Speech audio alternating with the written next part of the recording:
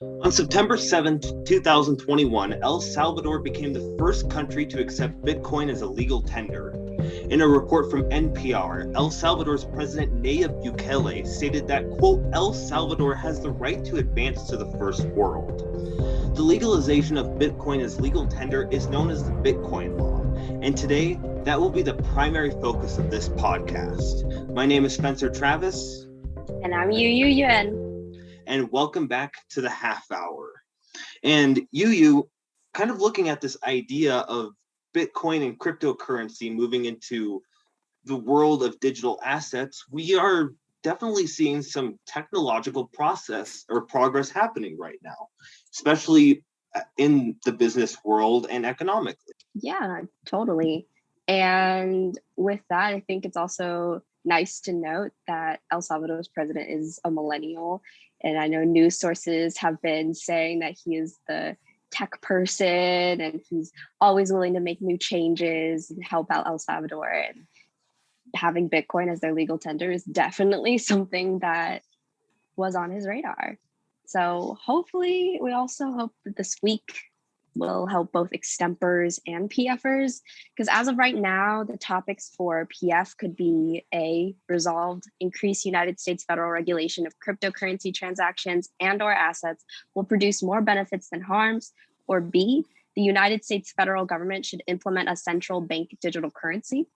And I personally think the second resolution is going to win, but I mean, this episode isn't specifically about the United States. It's still a good comparison between El Salvador and if the United States were to do that. And there will be general information that's good to know for the PF topic. And recognizing like the impact that this is going to have on El Salvador, even though the United States is a much bigger scale in terms of size and its economy, recognizing the impact that happens in El Salvador is a really good starting point for understanding maybe the central bank digital currency that the United States could be implementing. However, today we have a third person on the podcast, a really awesome instructor of mine from the University of Wyoming. It would be our honor to introduce Steven Lupien. Over the last 30 years, Steve is an accomplished executive and educator. Through this, Steve possesses cross-functional leadership experience in industry-diverse public, private, and NFP organizations, spanning high technology, consumer packaged goods, and business services. In terms of blockchain technology and digital assets, Steve has testified domestically and internationally. He has founded a company called BeefChain, an ag tech company that uses blockchain technology to help better results for livestock users. Additionally, he is the founder of the Digital Asset Trade Association, which led and is continuing to lead Wyoming to becoming the key state in blockchain technology. And on top of all of this, Steve is also a professor and the director of the Center for Blockchain and Digital Innovation at the University of Wyoming. Steve, welcome to the podcast. Welcome to the half hour. Well, it's my pleasure. Boy, after that, I'm exhausted hearing my introduction alone. Holy cow! Thank you so much. No, it's my pleasure. It's truly been a labor of love for myself for many years, and I'm proud to be a member of the faculty of the University of Wyoming, and frankly proud to be in Wyoming, which is the state that right now clearly has a lead in enabling this asset class. I would say not only here in the U.S. but worldwide. So definitely, he will have way more information than we could ever provide you. We have an expert this time, so.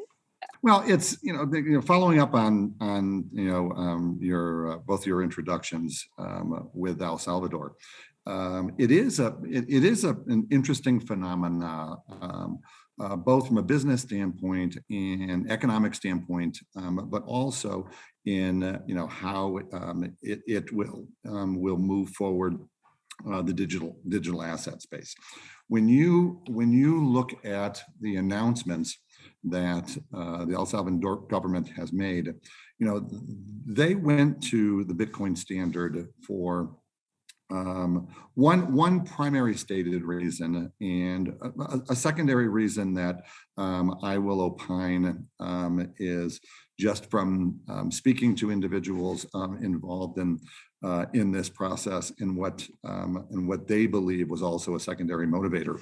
But one of the primary motivators for this is, El Salvador's economy benefits greatly from international remittances, primarily from the United States.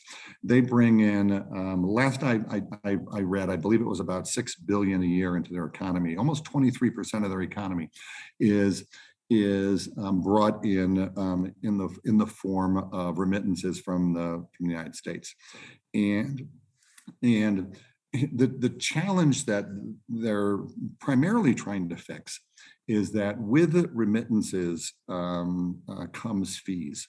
And they estimate that the El Salvadoran population pays almost $400 million in remittance fees to transfer, that $6 billion that comes into the country. So it's a pretty significant amount. And when you look at how remittance fees are generally structured, it's very much like the same thing you deal with minimums on ATM machines. You have to think about, do I want to take out $20 if I'm going to pay 15% of that in fees, or do I want to take out a larger amount because then the fees become a smaller percentage? And in small transfer amounts, when you use the traditional remittance companies, fees could be upwards of 50%. And plus, if you include the way that most of the folks in El Salvador in particular, I'm just speaking about them right now, receive these remittances, they typically have to go to an office somewhere in El Salvador to be able to withdraw the remittance, and that creates an attack vector for gangs and others who essentially see you walking out of a bank or a Western Union office or something like that. They can assume that you now have money on you, and it created a safety challenge for the El Salvadorans that the president wanted to address. So by utilizing Bitcoin, you solve a couple of problems. The first problem is that using digital assets, remittances are nearly instantaneous. And Bitcoin doesn't, Bitcoin does take a little bit of time. It does write a block every 10 minutes. You're not guaranteed that you're in that next block. So, just from my personal history, usually takes 20, 30, 40 minutes or so, if you're not paying expedite fees, to have your block written and therefore your value transferred. That is still much better than the amount of time that it typically takes using the traditional financial services to move money. So it increases in speed. The second benefit is the way that El Salvador is implementing this is they've essentially created a authorized wallet app that you can download onto your phone, either from iTunes or from the Google Store, and now your wallet is on your phone. And so when value is now transferred to you, you don't have to go to a bank or a Western Union, office to remove that money. You don't have to expose yourself to criminal element that assumes if you're walking out of a Western Union office, you've got cash on you. And it's simply, transferred to your phone. So I think that's the primary reason that El Salvador stated that they're doing this. I'll posit that I think there's other more economic and global financial reasons that they may be looking at this as well. Okay, Yeah. let me continue and hit what I think the second point might be. El Salvador happens to be one of those Central American countries that is using the U.S. dollar as their standard, and I believe that with the growing uncertainty, even in the United States, around inflation and the value of the dollar, I think this is a hedge that the El Salvadoran government has to protect the value of El Salvadorans in the face of what appears to be growing inflation and the fear of almost runaway inflation. I certainly don't want to get political in this podcast, but I think we'll all recognize that with the global pandemic and the spending that's come as a result of that, and the impending infrastructure bill, the amount of US dollars in circulation has increased dramatically. And whenever that happens, then you are subjecting yourself to inflation that, and it could even be potentially runaway inflation it appears El Salvador wants to insulate itself from. Here in the U.S., we're going to derive benefit from all this spending. So if in fact the $3.5 trillion infrastructure bill goes through, and the previous COVID relief spending bills are being spent, we here in the United States are at least getting a benefit. We can look to see we're going to have new roads, we're going to have new bridges, we're going to have upgraded airports, we're going to have other infrastructure benefits that are going to help us. But if you're in El Salvador, you get all the bad and none of the good, because I don't think there's any new airports and new bridges in the infrastructure bill going into El Salvador. Yet, since they use our currency, they're going to suffer the challenges, which is the inflation that comes as a result of that spending.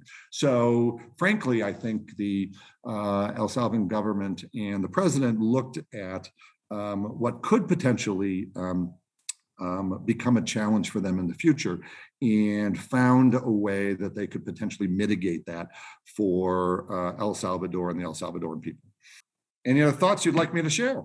Yeah, I think that basically covers it all in what I've read so far. I think just a couple of clarifying questions for the audience who might not know that much about economics is just like, what does it all mean for El Salvador? Like, what are the possible effects, and what some of the citizens are thinking about as we see like more protests arise from changing their legal tender? Listen, well, first of all, they're not changing their legal tender. They are simply introducing another potential option. And fiat currency, no nation yet has decided to completely do away with fiat currency and go to a digital asset. If anyone is to do it first, it's probably going to be China, and that's for entirely different reasons. Fiat currency for the Chinese is an opportunity for Chinese residents to be able to spend outside the purview of the Chinese government. So if everyone is using a digital yuan in China, then the Chinese government has much more clarity on what people are spending on. And frankly, in that particular case, I think that digital assets are a challenge. For El Salvador, I think it's really brand new. It just went into effect, and most people are still in the process of downloading their wallets and understanding exactly how this change is going to impact them. And change is always difficult. And so I think to a lot of it, is we have to kind of wait and see how it plays out. But when you look at the positive aspects of utilizing digital assets in this way, it is, once people become accustomed to how you use a digital wallet, how you pay for things, how you convert Bitcoin into fiat, which most people will still do, and understand that if in fact it is the remittance problem that El Salvador is primarily focusing on, then once the Bitcoin is moved from the United States to El Salvador, there's absolutely nothing stopping the El Salvadoran people from converting that digital asset back into fiat and spending it the way they had been spending it before. Now, the challenge with that is there's often fees associated with that, and there's complexity associated with that. So I do believe as people become more comfortable with how this process will work, I think you will find more people leaving Bitcoin in its digital format and utilizing their wallet to simply make a transaction from in Bitcoin. But I think that will take some time, and so I think from that standpoint, we'll have to see how it plays out. But it does lead into a couple of other interesting questions around, as you mentioned before, DCs, which are central bank digital currencies, and how what El Salvador has done and what impact could that have on the rest of the world. I think those are two fascinating questions as well too. First of all, there are several countries that are on the edge of a central bank digital currency. As I mentioned, China is probably one of those countries that have taken the lead, but there's dozens of countries right now that have announced that they're doing something in exploring central bank digital currencies, or even Switzerland has launched a version of it as well too. And make no mistake, the United States has announced that they are looking at how to implement a digital US dollar. So I do believe that we are going to see in the course of the next year or two more and more nations announcing that they've got a digital version of their fiat currency. But there's also another fascinating aspect, I think, to look at with the El Salvadoran announcement, and that's how Bitcoin is treated here in the United States. By definition, and I'm not a lawyer, and so I'm going to give you kind of the plain language version of this, but the U.S. recognizes as foreign currency any currency that a nation that the U.S. recognizes as a nation, whatever currency they recognize. Now, I want you to think about that for a minute, because right now, under U.S. law, Bitcoin is treated as really an indefinite intangible. It is treated as a kind of a quasi form of property. Foreign currency is treated entirely differently.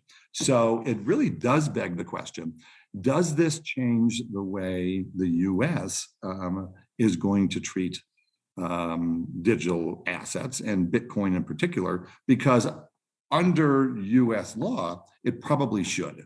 And now I have no illusions that the US government is going to go, you know what?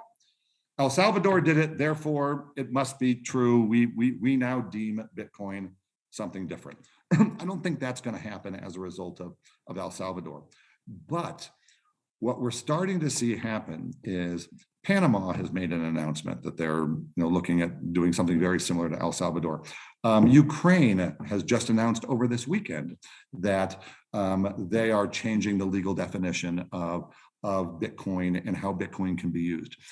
Over the course of the next several months, I think we're going to start seeing more and more nations define Bitcoin and other digital assets. And I think eventually that's going to force the hand of the United States. And we are going to have to look at it, somewhat differently. And frankly, right now, the US is looking at, from a number of different regulatory bodies, how do we handle Bitcoin? How do we handle digital assets in general? So we've got the SEC looking at the security aspects of it. The SEC is looking at whether stable coins are are in fact, unauthorized securities, or are they monetary value? I mean, I think Tether is a great example of the U.S. Trying to define exactly what these digital assets are. Wyoming has done something truly unique and special in the creation of our special purpose depository institutions, SPDIs. We call them speedy banks for short. And these are state chartered banks that can custody digital assets. We are the first state to allow that to happen. So, how does the U.S. banking system respond to that? How does the U.S. Federal Reserve respond to that? Because, these state chartered banks are going to need, Federal Reserve access, which gives them access into the payment rails, which will allow these banks to be able to work in both fiat and in digital assets. So, we're in a kind of an exciting time right now on how this space is going to play out. And I think El Salvador is just the first of many, many dominoes that I think we're going to see fall in the coming months. That, when we look back 2 or 3 years from now, we're going to recognize today being, generally today, as being kind of a pivotal time in digital asset history, because so many new and different things are happening and being tested. And so I think there's some real excitement, and we'll look back at El Salvador and kind of recognize them as being, unique because they were first. And just for a couple other questions that we've got. One of the things that you had talked about is that inflation that El Salvador might be more concerned about. Moving to Bitcoin as one of the legal tenders and it being transacted more often, how does the United States respond to that?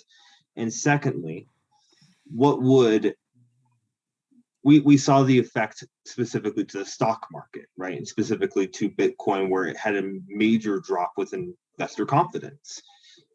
What would be the explanation as to why that happened? Well, first of all, define a major drop. Digital assets today are volatile assets. Quite frankly, I consider that a feature, because they are truly operating on a supply and demand basis. As more people want to buy digital assets, the price goes up, and obviously the corollary happens as well too. And a lot of the volatility you see in digital assets, frankly, are the way most assets should be operating if they're not under the control of a central government. Our interest rates have been low for a very, very long time because our Fed has kept our interest rates low for economic and monetary policy reasons. And if interest rates were allowed to move with the market, I think you'd probably see some volatility there as well too. I don't generally look at a swing of $4,000, $5,000, $6,000 in Bitcoin as necessarily showing a lack of confidence. A couple of things drives the price of Bitcoin. First of all, Bitcoin has a fixed amount. There's only ever going to be 21 million ever, and so there are times when there is more Bitcoin in the liquidity markets than times when it's not. And when you look at Bitcoin, for example, let's kind of break this down. Of the 21 million that'll ever be minted, somewhere the guess is right now that about, give or plus, about 18 million has already been mined and is in the marketplace. Okay, so you've got 18 million out there. All right, now. There's a sizable number of Bitcoin, and this is hard to estimate, but I've read different amounts, that projects that upwards of 30% of Bitcoin have been lost forever. These were people that had mined Bitcoin back in the early days when it was 0.0000 blah blah blah, per Bitcoin. And they were mining it in their dorm rooms, or they were mining it in their, on their laptops, or they were mining it anywhere. And at that time, no one knew what was going to happen with this. I mean, there were a few small people that, and the cypherpunks and some other, cryptography people that have always been somewhat enamored of this. But I'm talking about the general population. This wasn't on anybody's radar screen until probably 2014 or maybe even 2015. And so, when people threw away their laptops, when their hard drives died, when they, early on, when there weren't really effective ways of moving your private keys to a safe place. I mean, I remember the very first Bitcoin I ever bought. It was the private key was printed on a piece of paper, and I had to store that piece of paper somewhere, because that's all there was back then. So a lot of them are missing. So the 18 million, take a third away. Okay. Next, you've got an interesting phenomenon among the Bitcoin community, and I'm going to talk specifically about Bitcoin right now. These are the people that are called hodlers. Hodlers are people that buy Bitcoin and hold onto it as a store of value. And there are estimates that of the remaining Bitcoin, 60 to 70% of the Bitcoin is locked up in people's wallets because they don't want to sell them. They don't want to put them into the liquidity market. So you're starting to see that the number of available Bitcoin is getting smaller and smaller and smaller. So when that happens, you will get fluctuations as more and less liquidity come into the marketplace. It's simple supply and demand. And right now, El Salvador announced that they bought 400 Bitcoins to have liquidity in their system. And when they announced that, the price went up. And then there were some people that were saying it was a little glitchy and it wasn't working really as well as they thought it was. So then you saw the price kind of come down a little bit. But in my opinion, the fluctuations we're seeing in price are simply market forces. They're not, Spencer, as you mentioned, that it's a loss of confidence in the asset class. If you look at a graph of the last several years, you see a pretty pronounced and steady rise in the price of Bitcoin. 2 years ago, you could buy Bitcoin for, $38,000, $39,000, $4,000. And today, we see it, hovering between, 50,000 and 45,000, somewhere in there. So, when you look at that, on a yield curve standpoint, it's pretty staggering. And the other thing I'll talk about in the volatility is, frankly, I'm seeing the volatility actually narrow a little bit. I remember days when we were seeing $4,000 and $5,000 fluctuations when the price was 10,000. When you now have $4,000 and $5,000 fluctuations and the price is 50,000, excuse me, from a percentage standpoint, you're actually seeing a narrowing of that volatility. If Bitcoin increases to 100,000, I'm not giving financial advice here, I'm just saying if it does, and you're seeing fluctuations of $4,000 and $5,000. Now we're talking about low single-digit variations, which, quite frankly, is in line with other foreign currencies fluctuations on the forex market. So it's I think as the price of Bitcoin continues to increase, the challenge of volatility kind of goes away a little bit. And the last thing I'll mention about volatility is only really a problem if you're using a digital asset, to move value. And there's a significant time frame where the volatility is an exposure to you.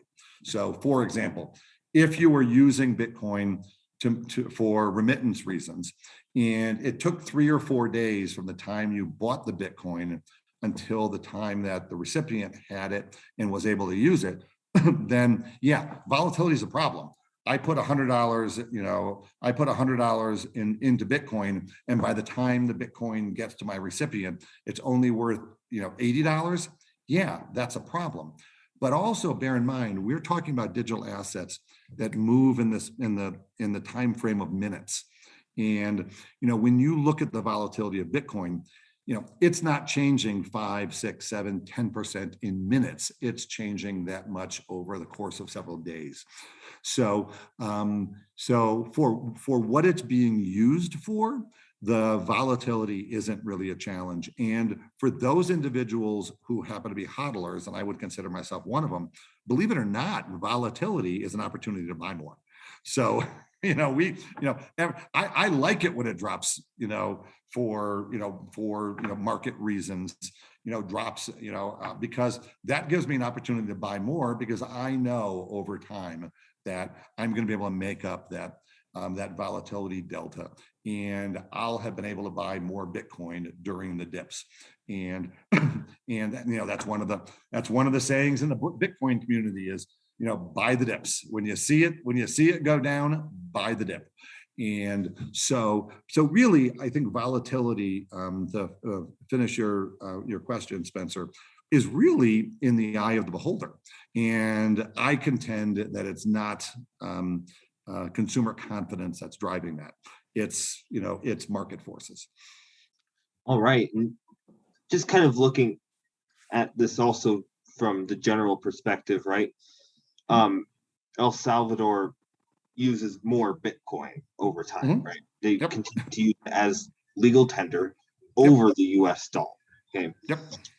What effect does that just genuinely have on the United States? Is there going to be like a response to where the US dollar sees more trouble combating inflation, or what would typically happen? Yeah, I appreciate your question, and I'm going to say this with all due respect to El Salvador, which again I'm highly impressed with what they've done, but the size of their economy is not one that this alone will significantly impact the US dollar. Now, if more and more countries begin to adopt Bitcoin, and the US dollar begins to get replaced in its reserve currency status, then, and now I'm talking, this would take years, and it would have to, fundamentally change the way nations are utilizing the global monetary system. If that were to happen, yeah, that could have a significant impact on the US. The strength of the dollar today, what subsidizes the US lifestyle, why it's great to be an American right now, is our reserves currency status continues to prop up the value of the US dollar. And should those proppants go away, should the US dollar lose reserve currency status, then it would certainly impact the value of the US dollar, and that would certainly impact how the US operates. But I will tell you, that's a long ways away. I get asked the question a lot. Well, will the Chinese yuan or the CBDC out of Japan or Switzerland or heck, even Russia, will any of those threaten the US dollar's status as a reserve currency? Right now, I would say probably not. And the reason comes down to liquidity. Japan's economy, isn't nearly strong enough, nor is Switzerland's, to have enough of their currency to be liquid enough to really be able to satisfy the world's needs for US dollars. So right now, I would probably say, that the country that concerns me the most is China, because their economy, continues to grow. Now, we don't know at what rate, because what they tell us and what's observable is often very different. But we have to acknowledge that their economy is very close, in my opinion, behind the U.S. and could potentially surpass the U.S. If that happens, that could threaten the U.S. dollar, but that would also presuppose that people would then want to move to a yuan or a digital yuan. And with the challenges that many countries have with the Chinese, particularly around economic freedom and how they will use this information that would be available to them, I think there would be a very, very strong resistance to anyone moving from a standard US dollar to a digital yuan. Now, I will tell you, one of the reasons why the US is taking its time on developing a digital yuan is the US and I'm surprised when I heard this response, but I believe it, is that the US is concerned about privacy.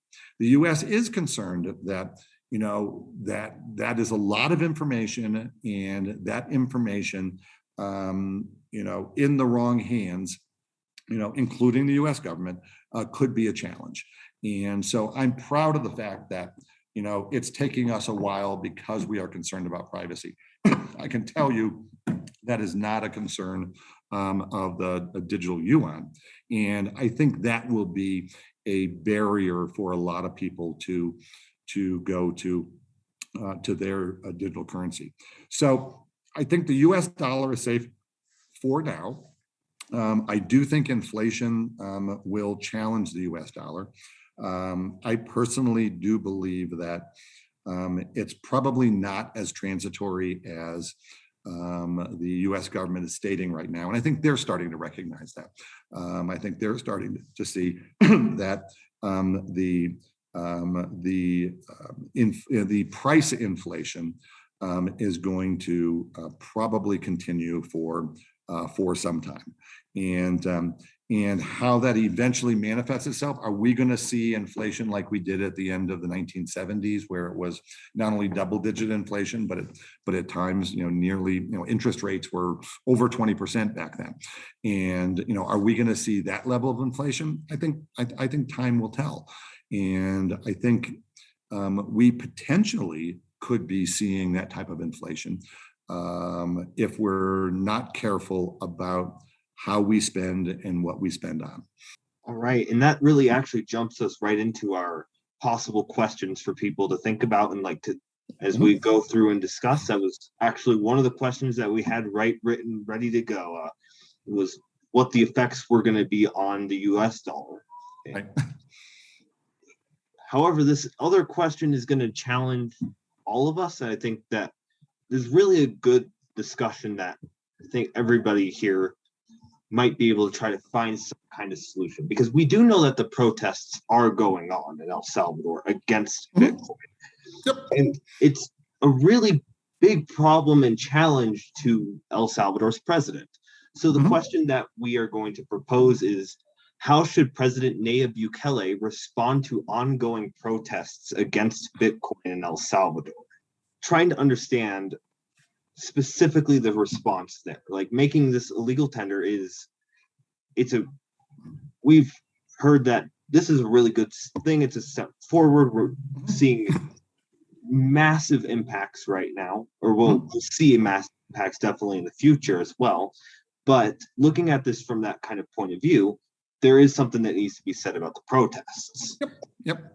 So it'd be interesting to hear your take on it. Yeah, well, if the president of El Salvador, had me on speed dial, and he does not, my advice to him would be, frankly, do nothing.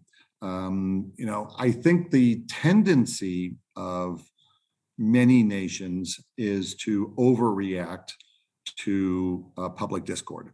And again, anything new should be expected to have some degree of resistance. I think the real question to me is not that the people of El Salvador are protesting. I think the real question is, how does the El Salvadoran government respond to their people protesting?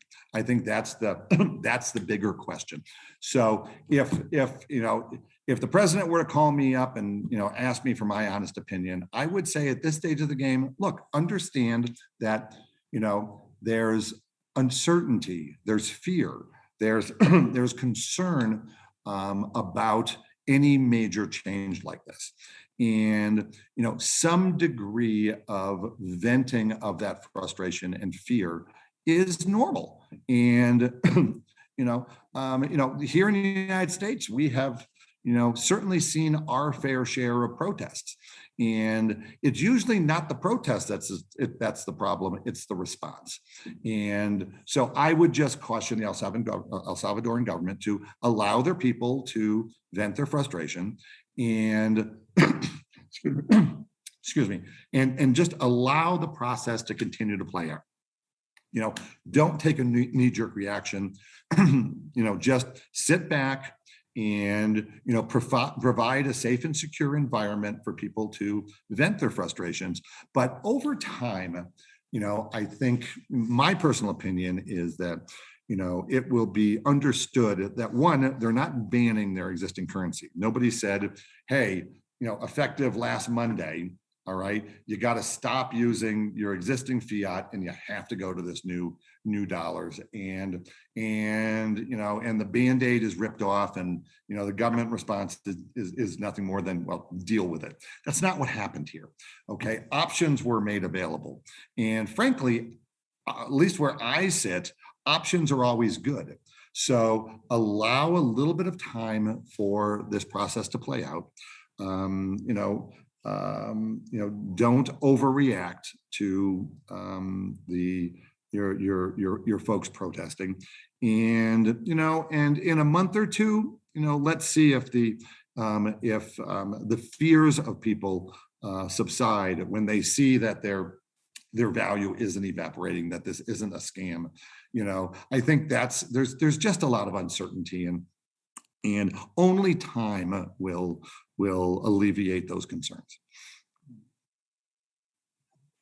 Would you think it'd be fair to say maybe there should be more efforts in improving financial literacy in El Salvador? Maybe that would help people feel more comfortable and less angry and frustrated with this new process?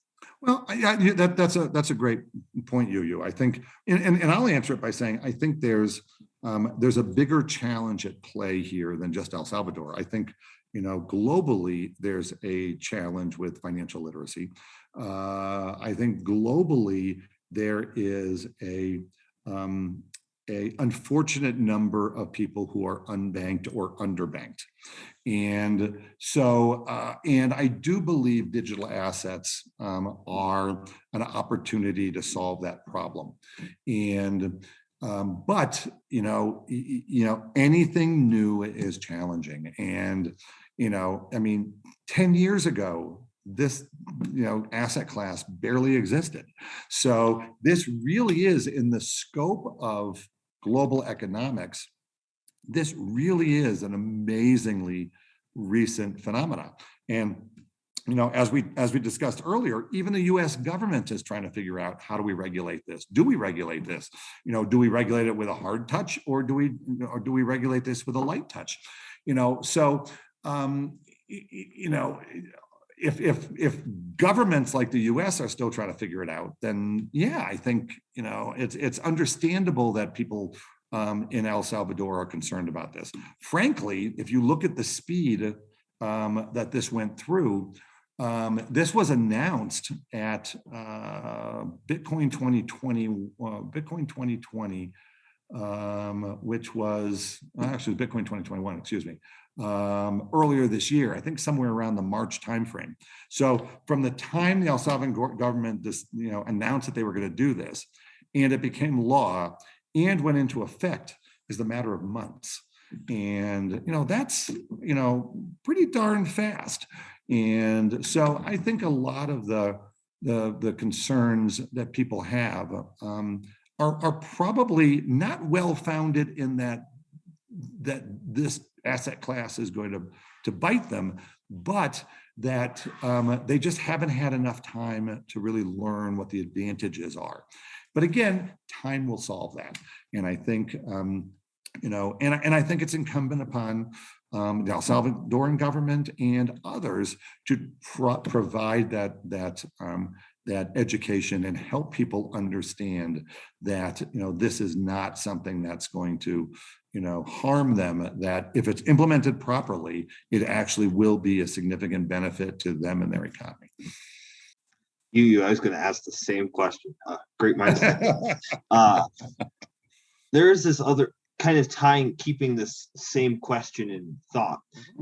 Understanding like financial literacy would probably be a very good way for maybe a couple months down the road for the government to respond if there's still issues. But one of the other ideas is we understand that we are moving towards digital assets. So the question that I would like to pose is more along the lines of the Latin American countries that also use the US dollar. What influence do they have with helping the United States go into a CBDC, and should they? I don't know if the U.S. The U.S.'s drive to a CBDC is externally driven. I think there are genuine advantages that this asset class in general has, and many of those advantages are very important to central governments, whatever central government they are, U.S., anybody, any member of the EU, anybody. And however, there are certain challenges that that digital assets represent as well too. It makes it more difficult to put in place certain monetary policies using digital assets. It is, digital assets, could be used to skirt sanctions, for example, in among certain countries. And so it's not all from a central government standpoint, it's not all unicorns and rainbows. There are some challenges that they're going to have to figure out, or change the way that they enforce certain policies. So I think it's a learning curve everywhere. Governments are still trying to figure this out, and frankly, I believe that the best way to figure this out is to allow innovation. And I think innovation and free markets work every time they're tried. And when markets get screwed up is when central authorities start imposing rules, and so frankly, I think the smart thing, again, if the US government had me on speed dial, I would say to them, listen, allow innovation to happen. And a perfect example of that is what we've done here in Wyoming. Wyoming has stepped out ahead of any other state in the US. What the US government should be doing is embracing it and saying, you know what, let's see what happens when Wyoming does this. Let's regulate within this structure. And if it works, then other states will adopt it. If it doesn't work, then you know what? Wyoming, you tried it and it didn't work out for you, but no harm, no foul. So really our structure here in the US, I actually think is one of the best structures to allow our central government to kind of get a handle on this. Let Wyoming experiment a little bit. Let's keep an eye on them, but let's allow them to innovate. And through that innovation is where we're going to be able to really discover where the real virtues and power of these digital assets lie. So I think Wyoming has set the stage for that innovation. And other countries are looking at, and many other countries are imitating Wyoming's legislation. So I think we're going to start seeing, different places where innovation is going to be allowed to happen. And I think that's the best thing that could happen right now. You really can't, for folks in Washington just to say, okay, I want to, we're going to come up with this new banking system, isn't going to work that way. During the infrastructure battle, Senator Ted Cruz made a really interesting point, and I'll kind of paraphrase him, when he was saying to, the other fellow senators, hey, look, we're trying to legislate digital assets, and I'll bet you 5 of us in this room don't even know what they are, and that's a very true statement. We need innovation, and we need to be able to, kick the tires in different jurisdictions so that we could learn what are the benefits, if there is a dirty underbelly, what is it? And let's discover that in an environment where the market is operating and regulators are regulating it, but with a soft touch that allows that innovation to happen without stifling. And I think that's actually a really good place to end it and wrap kind of everything. It's really good for everybody who listens to this, though, to understand at the end of the day, we're taking a very international based topic and we're making a lot of domestically applied applications. Mm-hmm. Yep.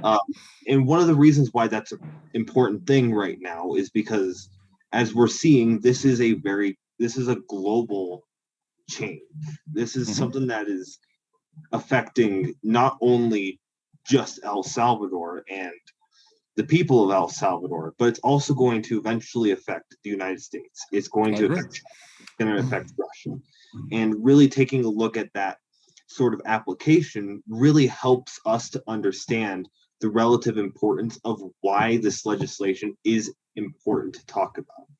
One of the things we were going to mention is we normally pull questions from a website called Extemp Central to discuss and go through, but they didn't actually have a single question about this, which shocked us this week. It was one of the biggest shocks that I think I've seen. It's like we weren't paying attention to the news, and it was a pretty big news story. It really shows where digital assets are going, and having something such as this move in and start having this global impact, we're going to see this become the next big thing. There's no doubt. I would agree. And I think you would agree to that statement too. We're literally watching the world transform. Yeah. I think this is part of the reason why I love international over domestic Extemp, just because it doesn't confine you to only one set of questions in one place, because the world is interconnected. And when one thing happens in one country, it affects all the other countries too, in some way, shape, or form. So yeah, I totally agree. And let me make one other point too, because I'm an old guy. I remember, the mid 1990s when the internet was brand new. And there was a lot of fear and uncertainty around the internet. I distinctly remember sitting in a boardroom at a company, a large company that I was working at, and we were talking about creating a web presence. And the topic of conversation among the board members is, well, isn't the internet just for drug dealers and money launderers? And then we had this absolute, because the government chose not to regulate it. And I'll admit, the internet's a little bit different than digital assets because of the value aspect of it. But by and large, there was not a lot of regulation around the internet. And we saw an explosion of the internet over the course of the last nearly 20 years. And and a lot of young people back then who recognized the internet as a thing, ended up becoming the innovators that gave us what we have today. And so what I would encourage young people like yourselves is history is repeating itself. We are, a brand new technology that not may change the world, but will change the world is right at the doorstep right now. And, we are sitting in 1995 internet right now. And, the world will change as a result of this asset class. And it's going to be incumbent upon people your age and to take this technology to where it needs to go. So, and I'm frankly encouraged by what I see on campus. I mean, the University of Wyoming has a pretty robust educational system around digital assets. And I'm proud to be a part of that. And to see the literacy that happens. When I started teaching this class 2 years ago, I almost always start the class by asking who owns digital assets. And back then, 1 or 2 hands went up. I was pleasantly surprised of the nearly 50 people in my introductory class that I have today. More than half the hands went up. So in a very short period of time, we've seen that literacy grow exponentially. And so this is a very exciting time, and I'm very excited to be working with young people like yourselves, who I think are going to be the true leaders in this space moving forward. And by the way, Extempers, that is a great introduction material. It's a really good way to start a speech by turning around and saying, we are reliving the 1995 internet. That's a very good hook. Jumps you right, gets the judge's attention right away. So if you're looking for a first place in a round, I recommend that as your introduction. I definitely would be hooked into that speech right away. Yep. Well, thank you so much, Professor Lupien, for coming on and my pleasure, explaining all of this stuff to everybody. We appreciate it very much. Thank you to the audience for listening in on this longer episode. I hope you take a lot of good information from it and get the one in the round. So please tell us how you did, tell us how we did, tell us what you would like to see, and any comments, questions, and concerns can be sent our way on our Instagram. So thank you so much for listening, and be awesome. And thank you all so much. And until next time, we will see you all later.